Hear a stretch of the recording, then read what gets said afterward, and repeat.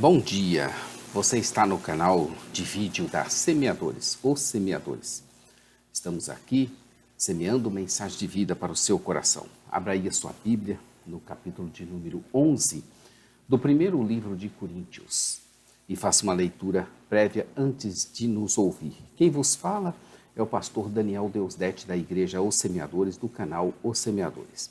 Aproveite e inscreva-se aí no nosso canal e clica aí no sininho à sua esquerda e já dê o seu like aí. Hoje nós teremos Sede meus imitadores como eu sou de Cristo. Pastor, você tem coragem de falar isso para as suas ovelhas? Sede meus imitadores como eu sou de Cristo? Coríntios foi escrita para principalmente combater a rebeldia, as divisões e a falta de amor que tinham sido causadas pelo orgulho e pela presunção dessa igreja. Uma breve síntese desse capítulo 11. Pastor, reverendo, presbítero, diácono, servo do Senhor, obreiro, sede meus imitadores como eu sou de Cristo. É forte isso, não é? Sabemos todos que somos falhos, que somos pecadores e que por isso erramos nas nossas tomadas de decisões. Mas o que Paulo fala é fantástico. Assim, cada um de nós que serve ao Senhor devemos ver a mesma atitude e servir do mesmo exemplo para aqueles que veem em nós o Cristo ressuscitado. Então devemos ter a mesma atitude. Que responsabilidade! Não basta apenas sermos seguidores, mas exemplos de seguidores de Cristo Jesus, para o nosso irmão, por quem Cristo morreu. Aqui no capítulo 11, Paulo ainda fala do uso do véu por parte das mulheres e na sua explicação há coisas profundas que gastariam enorme tempo em pesquisas e orações. É notório que a revelação seja progressiva, mas que ainda temos muito que aprender para chegarmos aos pés desse apóstolo. Então vejamos o presente capítulo com mais detalhes. Nós estamos na terceira parte da nossa divisão proposta. A terceira parte começou no capítulo 7, verso 1, e vai até o capítulo 16, no verso 12. E é a carta dos Coríntios. Como dissemos, estamos vendo que Paulo respondeu às questões levantadas na carta enviada pela igreja de Corinto.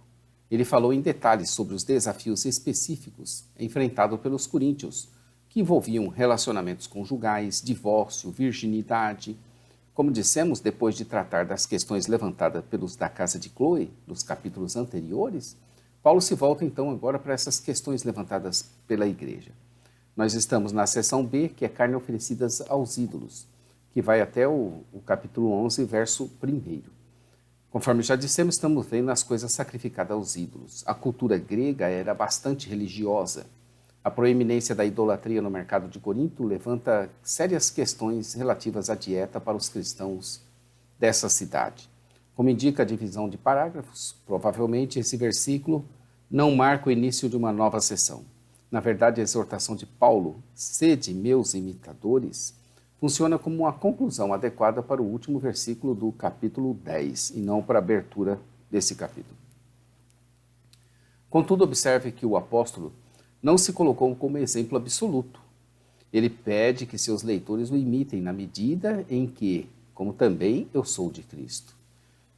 Isso aqui já trouxe um descanso para nós, né? Então, os meus imitadores não serão de mim, tendo o original como absoluto. O absoluto é Cristo Jesus. Então, é ser de meus imitadores como eu também sou de Cristo. Naquilo que eu não sou imitador, não podem ser meus imitadores. Problemas no culto. A seção C. Começa aqui no versículo 2 e vai até o versículo 34.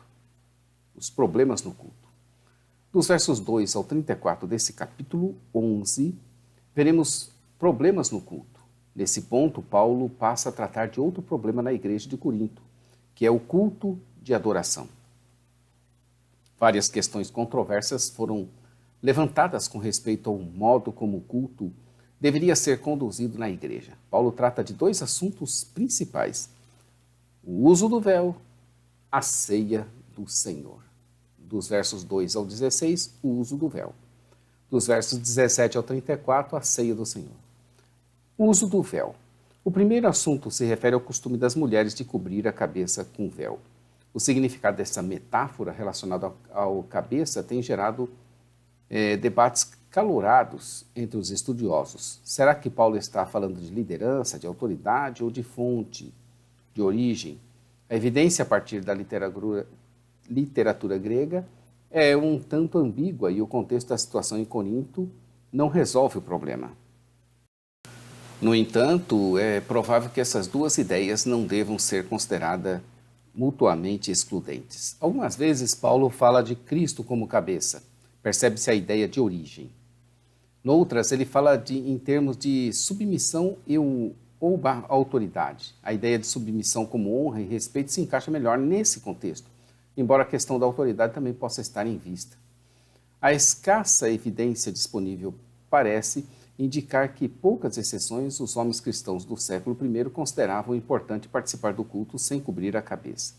Se esse era o costume nos dias de Paulo, significa que o homem que cobrisse a cabeça durante o culto demonstrava falta de respeito para com Cristo. Independentemente do costume nos dias de Paulo, aqui ele não diz que esse costume deva ser seguido em todos os lugares, em todas as épocas, em todos os tempos. Em vista do contraste apresentado no versículo anterior, esse comentário sugere que as mulheres do século I participavam do culto com a cabeça coberta. Todavia, alguns estudiosos argumentam que a questão aqui se refere a um estilo de penteado. Por exemplo, em Números 5:18, soltar o cabelo da mulher era parte do ritual para testar a fidelidade da esposa. 1 Coríntios 11:15. Paulo não está dizendo que todas as mulheres cristãs, em todas as épocas, devem cobrir a cabeça durante o culto. Assim como no caso dos homens que não cobrem a cabeça, verso 4. Pelo contrário, transmite esse ensinamento em razão das circunstâncias presentes ali em Corinto. É situacional a situação aqui. O verso 6 diz que rapar o cabelo da mulher é equiparável a um corte de cabelo curto, presumivelmente idêntico ao corte de cabelo de um homem. Parece que Paulo se opunha à tendência de eliminar a distinção entre os sexos. Essa controvérsia mostra possivelmente a perspectiva de vida de alguns coríntios que se consideravam tão avançados na fé que passaram a abandonar suas antigas tradições. Foram sugeridas muitas interpretações para essa passagem que se refere aos anjos, sendo que a mais comum considera que Paulo se referiu a seres celestiais que cuidavam da igreja ou a mensageiros de outras igrejas. No entanto, essas e outras sugestões são apenas especulações. A dificuldade para interpretar esse versículo indica que Paulo presumia que havia entre eles e os coríntios muitas áreas nas quais o entendimento deles era comum. Sendo assim, precisávamos ter cuidado ao abstrair aplicações universais. Precisamos ter cuidado ao abstrair aplicações universais nessa passagem. Esses versículos 11 e 12 parecem qualificar os comentários anteriores, no que se refere especialmente ao relacionamento no Senhor. Homens e mulheres são mutuamente dependentes, pois estão e são um em Cristo Jesus. Colossenses 3:28. Tendo em vista que o Antigo Testamento permitiu cabelo comprido para os homens em determinadas circunstâncias, parece claro que Paulo não propõe um princípio perpétuo e universal. De qualquer maneira, ele esperava que os coríntios reconhecessem e aceitassem o fato de que, no contexto em que viviam, o cabelo comprido era apropriado apenas para as mulheres e o cabelo curto apenas para os homens. Paulo diz que o cabelo comprido da mulher é uma glória para ela e que este cabelo lhe foi dado como manto. Algumas traduções trazem como mantilha, e se for esse o caso, Paulo pode estar dizendo que, tendo em vista que o cabelo comprido da mulher lhe serve de cobertura natural, é apropriado que ela use uma cobertura externa ao véu. A lógica dele é que se o cabelo comprido da mulher lhe serve de cobertura natural, é apropriado que ela use uma cobertura externa, ou véu. Contudo, os que argumentam que Paulo quis dizer em lugar de mantilha, apoiam a ideia de que ele não se referiu ao uso do véu, mas a algum estilo de penteado. Paulo parece apelar aos costumes em vigor na Igreja Universal naquela época, verso 16. Ele não empregou esse tipo de argumento em nenhuma de outras suas cartas, todavia esperava que isso fosse mesmo encerrar o assunto. A mesma regra prática de 1 Coríntios 10 deve ser aplicada aqui também, de que tudo seja feito para a glória de Deus. 1 Coríntios 10, verso 31. E jamais buscando os seus interesses próprios, mas os de outrem, no que for principalmente importante para a salvação e edificação deles. Se você guarda o costume de usar véu, use-o para a glória de Deus, mas não faça disso uma lei para seu irmão que não usa. A ceia do Senhor, a partir do verso 17, do capítulo 11 até o verso 34. A partir desses pontos, ele vai falar da ceia do Senhor. O segundo assunto se refere à maneira como os coríntios celebravam a ceia.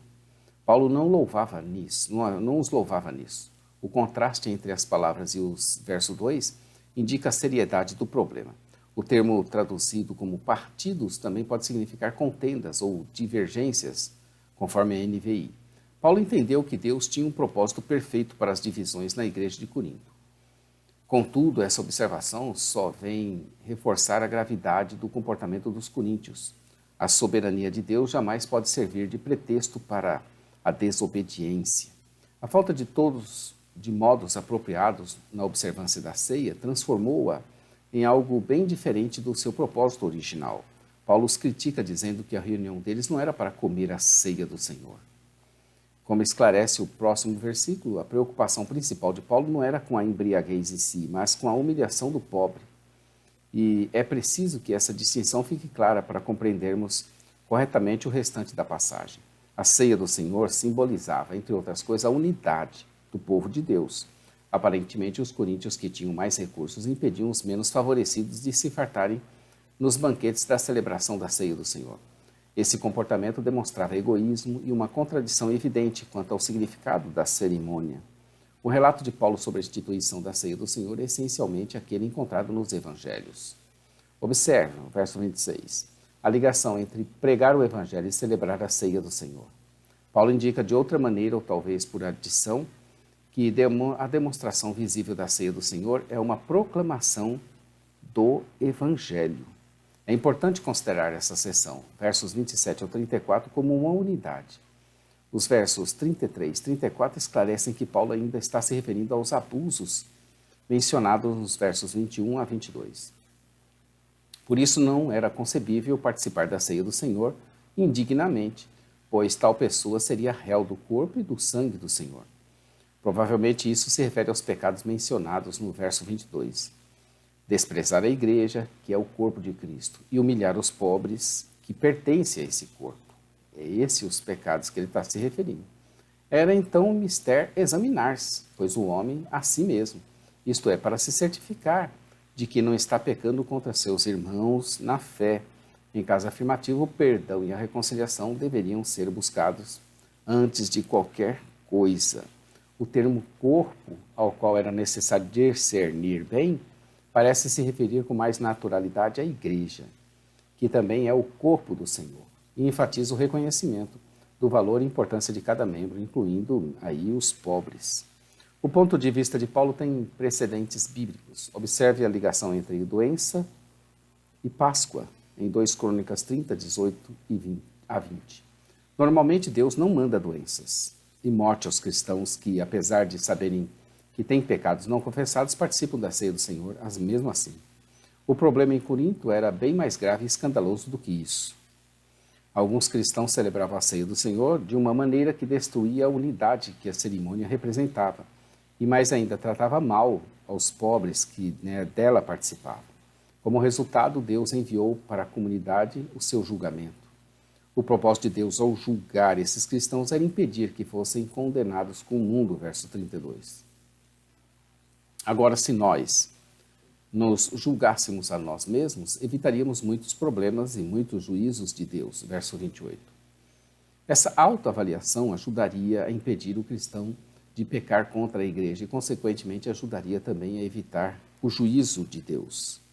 Paulo pretendia que a autoavaliação e o autojulgamento corrigissem o problema específico mencionado nesses versos, dos versos 21 ao 22.